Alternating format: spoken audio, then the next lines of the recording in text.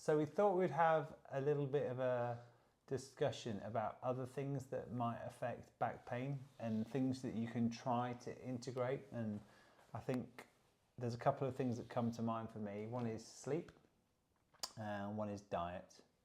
And we'll try and go over these individually. So if we talk about, should we do sleep now? Yeah. Okay, so from my point of view, and I think most people's point of view, if you don't get a good night's sleep, you can feel tired, irritable. If you've got ailments, they can feel more irritated. So getting a good night's sleep is obviously important. I think recent guidance is aim for 7 to 8 hours. Is that right? Yeah, that's the guy. There's some new research dispelling that, but I think in reality, it's got to be 7 to 8 hours. Yeah, I mean, I go to bed pretty early, so I get up early. I get up at 6 so that I'm tired out by the evening. So both you and we both work in jobs that are pretty tiring, and I tend to sleep better because of that, because I'm getting up earlier, so I'm shifting my hour pattern. I go to bed at a stable time, so I go to bed pretty much at 10 o'clock on the dot. So you've got a routine. A routine, yeah. I'll read a bit of book, I'll listen to Radio 4, and that works for me. I've often heard it mentioned, because people often, they snigger at the fact that you need a routine, especially because you might have a different routine on the weekend, because you might want to stay up a bit later and, do other things and go out or party or whatever. But if you think of jet lag being the shifting of hours and how bad that makes you feel, it's essentially like we're creating our own jet lag, aren't we? Because we're suddenly shifting from, we're suddenly shifting 2 hours forward for a weekend and then trying to get back, and lo and behold, you can't get it back, and then you're just chasing your tail. Yeah, definitely. So other things we can do to stay with that routine is try and make that environment as comfortable as possible. So we've had just fit them yourself, blinds direct to you, blackout blinds behind our blinds, so it cuts out all the light. That helps for me. If you live in a sort of a noisy area, you can get very cheap secondary glazing put in to help block out any noise. Comfortable bed, whatever works. I think the optimum is to have actually a lower temperature. You don't want your bedroom too warm. I think they've shown that if you're a bit cool, I can't remember the exact temperature, but having a cooler bedroom is better than a hot bathroom. I think, is it 18 degrees? Yeah, I was going to say 19. I've plucked that out of thin air. I don't know if I've got something else in my head, but I think you're right. So routine, dark room, and what shouldn't we do, I suppose, is the next big thing. So I'm thinking about the old caffeine here. Going back to sound as well, you could wear, it's a bit freaky, isn't it, wearing earplugs, because you can really get spooked and startled if someone, like a child, taps you on the shoulder when you've got earplugs. But earplugs are an option, if you want. Any brand you'd recommend? No, but the squishy ones that people wear at nightclubs, they're as good as any, I think. Okay. And they're, you might want to get. Do you wear earplugs? Are you an earplug I don't. wearer? I might do if I'm on a course or something, and if I ever have to go on a course in London, I cannot sleep for love nor money. I find it so loud. And I remember I had a course. I had a series of courses, and I was staying in the same place each time last year. And all I could hear was the train going all night. I don't know if it was some sort of industrial freight train or whatever, and I could not block it out. So the first time I barely slept. Second time I brought earplugs, and it was a lot better. So the next thing I think we need to do is things that might prevent us from sleeping. So I'm just going to go over them so I don't forget them. But we've got not bringing your phone to bed, so you've got no distractions. Trying to reduce caffeine and alcohol are the big three I can think of. I tend to leave my phone downstairs in the charger, so the charger's plugged in downstairs, so I know to leave it down there. I suppose the advantage of having an old phone is that the battery dies, you have to charge it up. I definitely think that's helped, not having that distraction. What about yourself? Do you do that? Yeah, I've got to be honest, I've got a lot of bad habits. So I'll have the phone next to me, but I try and have a set time where I stop using it. We've got a TV in the bedroom, which probably isn't a good idea either. I think modern life isn't great for sleep. So any fake lights, what do you call it? Blue light. Yeah, I think they've Is it blue disproven light? that now. Yeah, I don't know if the jury's still out on that, but anything stimulating. But I guess if you've got a TV in the bedroom, if you've got your phone, caffeine caffeine you mentioned. I mean, really, you shouldn't be having really you shouldn't be having caffeine after 12 because the half-life of caffeine is 6 hours. So I think realistically, people might want a cup of tea or coffee at lunch. So I cut it as soon as 1 o'clock hits. I've got tea or coffee on the go. Sometimes it's decaf, but most of the time it's not, and that's when I don't have any more. But you're right, the half-life's so long, it's going to have some effect. So it's hard going cold. I mean, I think if you did completely quit it, you'd probably find everything's a bit more balanced. But it's so hard. It's a dodgy week though. It's a dodgy 2 weeks. I think you feel like you've got flu. You're literally withdrawing. And any substitutes you would recommend for using instead of tea? If someone like a hot drink, or they like that sort of. Do some of these mushroom teas? Do they have the same effect as caffeine is in their stimulant, but then you can't get to sleep? I don't think so. I don't think they do, the mushrooms. I mean, I think you've got to find something you like, because the truth is a lot of the other stuff isn't as palatable.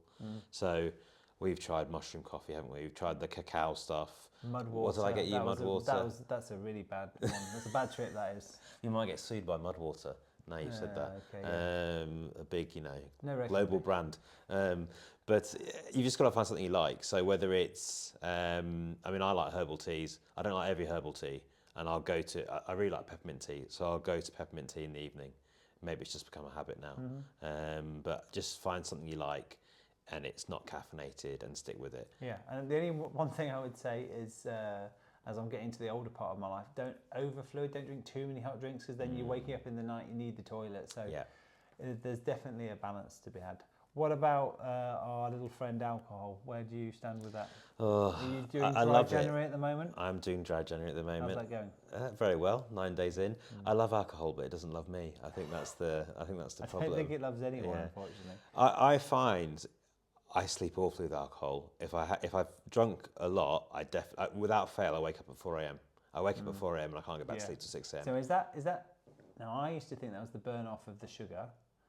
Is it something else? What do you think's going on there? I don't know. I mean, I wouldn't say I necessarily feel hungry, although it could be it is the burn of sugar. Maybe blood sugars are dropping. My hypothesis is, because there was something about, you mentioned how the room's got to be colder. If you're too warm, you get up. And I think if you eat late or have alcohol, I think your body temperature goes up. And often I find I wake up and I'm absolutely boiling. Like I'm me too. Putting covers off. So I think it's overheating. Yeah. That's the problem. Okay, that makes sense. So also, I suppose, having a routine with when you eat, eating lighter foods, eating earlier, gives your body a bit more time to digest it. And I suppose if you are going to drink, try and prioritise drinking earlier rather than later. Yeah, it does seem like the younger colleagues know how to do that. They tend to drink earlier in preparation for getting a good night's sleep, because they don't want to ruin the next day. What about? Is there anything else that you would like to add to how to improve or stop doing things that might make sleep worse? I think stress reductions. Tom will talk about his own personal experience. I'm sure you've heard his story and why he set up Savvy Spine. But the one thing I'd like people to take away is back pain is multifactorial, and everything cross weaves into each other. So it's not as simple as saying, I've got structural damage, I've got a bad back, that's my problem. I drive all the day, all these other things that can add in. Exactly, and so stress is a big thing. And I think if you can de-stress, not only will it make you sleep better, but then you'll probably have less muscle tension because you're less on edge.